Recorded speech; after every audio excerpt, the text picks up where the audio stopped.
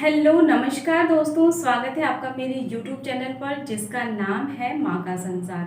कैसे हैं आप लोग? आशा करती हूँ आप सब बहुत अच्छे होंगे, स्वस्थ होंगे, मस्त होंगे और अपनी लाइफ एंजॉय कर रहे होंगे। अच्छा बाबू अश्विन, रामचंद्र जी कौन थे? रामचंद्र जी अयोध्या की राजकुमार थे। अच्छा, अयोध्या के राजकुमार थे।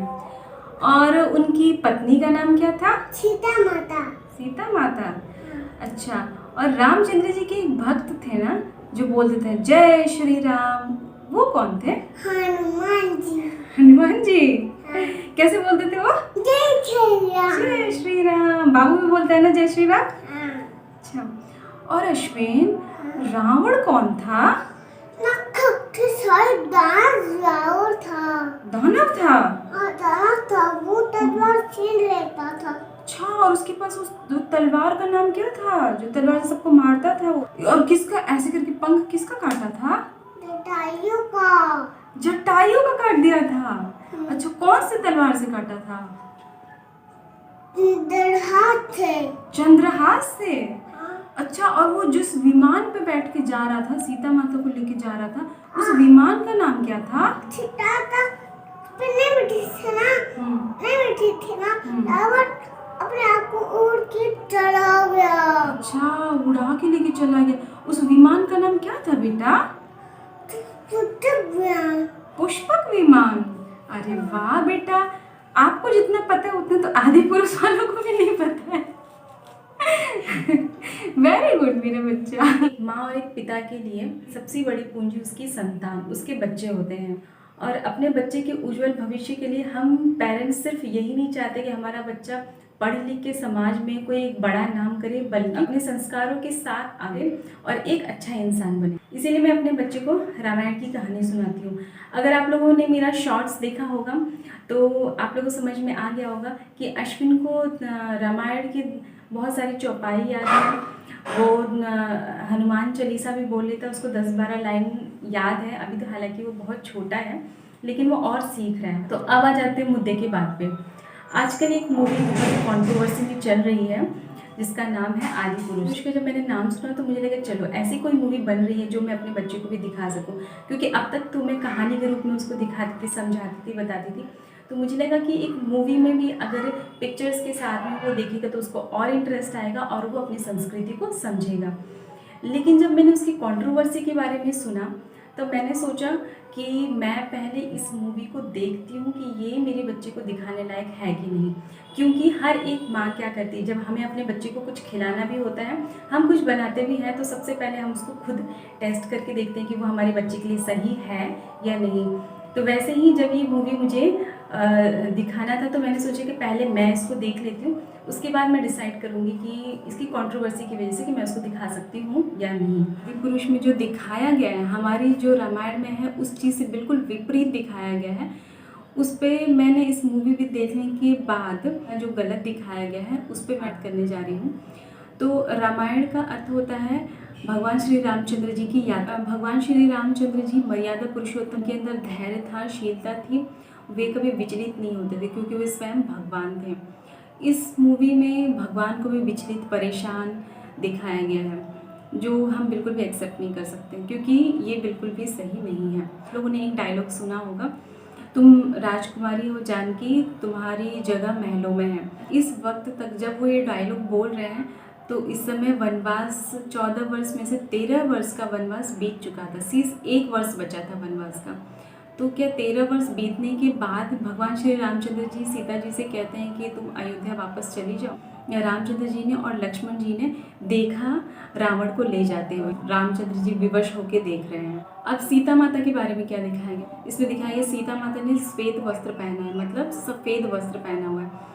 तो सीता माता ने सफ़ेद वस्त्र नहीं पहना था, उन्होंने पीला वस्त्र पहना हुआ था। हमारे हिंदू धर्म में वस्त्र सुहागन औरतें नहीं पहनती हैं, जो बिल्कुल गलत दिखाया गया। रामायण में ऐसा वर्णन नहीं है कि सीता माता को रस्सियों से बांधकर ले जाया गया है, वो उनको उठाकर पुष्पक विमान में बैठाकर लेकर गया। सीता माता ने हनुमान जी को अपने चिन्ह के रूप में, पहचान के रूप में चूड़ी दिया था। इस मूवी में वो चूड़ी नहीं थी, वो चूड़ामणि थी। चूड़ामणि सर पे पहना जाता था, सुहागन औरतें पहनती थी।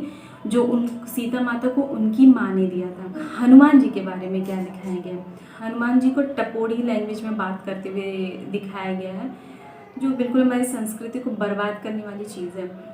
उस वक्त लोग संस्कृत बोलते थे और सभ्यता का पूरा पूरा ध्यान रखा जाता था। संस्कृत नहीं दिखा सकते थे, अगर लोगों सबको अच्छे से समझ में नहीं आएगा तो हिंदी को ही अच्छे से दिखा देते हैं।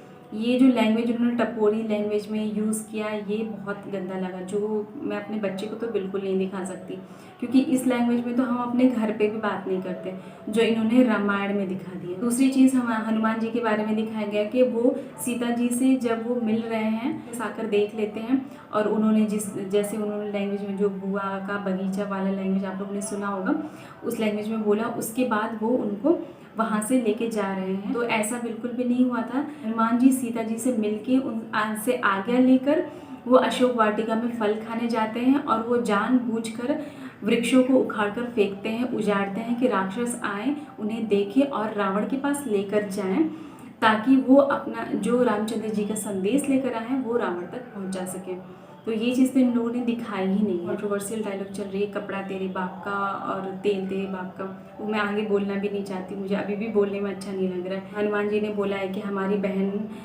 को जो हाथ लगाएगा हम उनकी लंका लगा देंगे। हंसी आती कि उन्होंने कैसे लैंग्वेज में क्या रिसर्च करके इन लोगों ने बनाया है। उसमें दिखाई गई कि हनुमान जी से वापस आने से पहले ही राम सेतु बनने की प्लानिंग शुरू हो गई थी।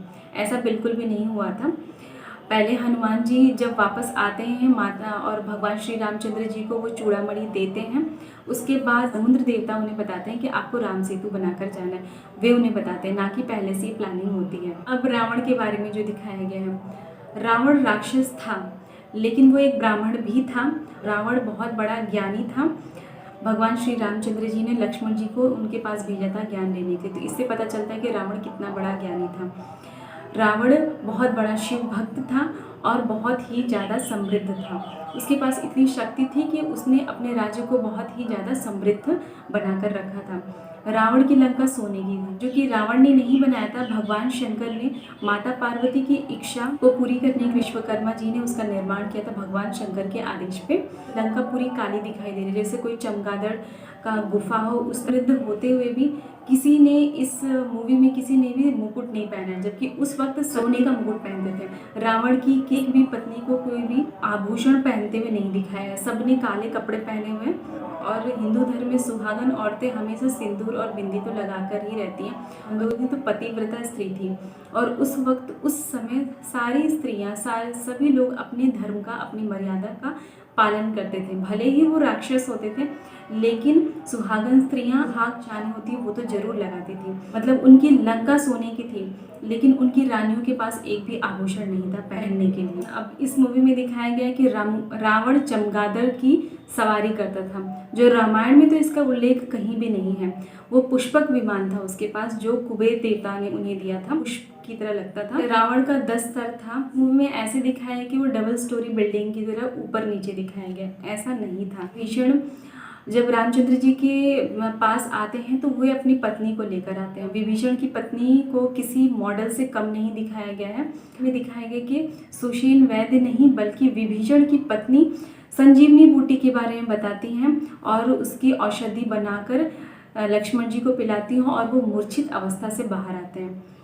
तो ये तो बिल्कुल ही उल्टा दिखाया गया। जो कहानी है उसको एक अलग मोड़ में ले जाने का इन लोगों ने काम किया है। अब इस मूवी में दिखाया गया है कि सबूरी खुद अपने हाथ में बेर लेकर रामचंद्र जी के पास आ जाती हैं और वे उनको बेर खिलाती हैं, पर ऐसा नहीं था। रामचंद्र जी जब सीता माता को ढूंढ रहे होते हैं, ढूंढते ढूंढते वो सबरी की कुटिया में जाते हैं और वहाँ से मिलती हैं और सबरी उनको बेर खिलाती हैं, लक्ष्मण जी को भी देती हैं। वो नहीं खाते, वो उसको फेंक देते हैं। तो आदि पुरुष देखकर मेरे अंदर जितना भी उत्साह था वो सब तो ख़त्म हो गया, और मैंने जो सोचा था कि अपने बच्चे को ये मूवी दिखाऊंगी, तो ये देखकर मुझे इतना तो समझ में आया कि बच्चे को दिखाने लायक तो ये मूवी बिल्कुल भी नहीं है, क्योंकि ये एक अलग ही दिशा में जा रही है। ये मूवी जो हमने जो अपने बच्चे को सिखाया उससे बिल्कुल विपरीत है।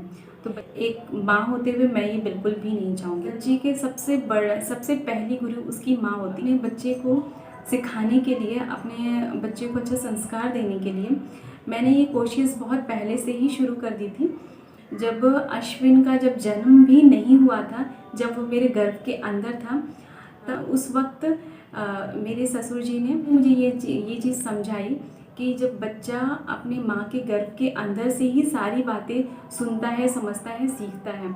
अब तो ये साइंटिफिकली भी प्रूवन है, अब तो डॉक्टर्स भी बोलते हैं कि बच्चा माँ के गर्भ से ही बहुत सारी चीज़ें सुन लेता है, समझ लेता है। बहुत सारे लोगों को जब वो जिनकी आवाज़ सुनता है वो पहचानने लग जाता है। तो उन्होंने मुझे बोला कि रामायण जी का पाठ करो, जिससे ही तुम संस्कार के बीज बो सकोगी। तो मैंने उनकी बात मानी और मैंने सोचा चलो ठीक है। मैंने 9 महीने में एक बार रामायण जी का पाठ पढ़ के और समाप्त किया था। और फिर जब मेरा अश्विन हुआ तो मैंने ये चीज़ देखा और महसूस भी किया। हमारे घर में जो मंदिर है वो खुला रहता है, तो अश्विन सबसे पहले जाता है, उसको एक अलग ही आकर्षण है उसे। वो जाता है तो उसको बुक को खोलता है, खोल कर देखता है, वो सारे कैरेक्टर्स को देखता है, उनसे वो बातें करता है। यहाँ तक कि मैंने देखा जब वो खेल रहा होता है अपने टॉयज़ के साथ में, तभी भी वो कैरेक्टर को प्ले कर रहा था। वो कभी खुद ही रामचंद्र जी बन जाता है, हनुमान जी बन जाता है। और सबसे ज़्यादा वो आकर्षित हनुमान जी के कैरेक्टर से है। वो खुद को हनुमान जी का भक्त भी कहता है। तो बहुत सारी चीज़ें जब हमें लगता है कि इसने कैसे सीखी, हाँ बहुत सारी चीज़ें हमें नहीं भी पता है, फिर भी वो जानता है वो सारी चीज़ें। तो कुछ चीज़ें सीख ली क्योंकि इनबिल्ट है उसके अंदर। पूरे परिवार ने मिलकर बच्चे को एक संस्कार, एक सही दिशा में ले जाने के लिए हमने जो काम किया है, कर तो मैं बिल्कुल भी नहीं चाहूँगी कि सारी मेहनत हमारी बेकार हो जाए। तो मेरी तरफ से तो बिग नो है कि मैं ये अपने बच्चे को ये मूवी बिल्कुल भी नहीं दिखाने वाली हूँ, क्योंकि आस्था मनोरंजन का विषय नहीं है और आस्था से कभी खिलवाड़ नहीं किया जा सकता है। तो मेरे मन में ये बात थी, तो मैंने वीडियो के द्वारा आप लोगों के साथ शेयर कर दी। आप लोग इस बारे में क्या सोचते हैं कमेंट करके मुझे ज़रूर बताइएगा। और अगर आप लोगों को ये वीडियो अच्छी लगे तो प्लीज़ मेरी वीडियो को लाइक, शेयर एंड सब्सक्राइब ज़रूर करिएगा। तब तक के लिए नमस्कार, बाय बाय, अपना ख्याल रखिए।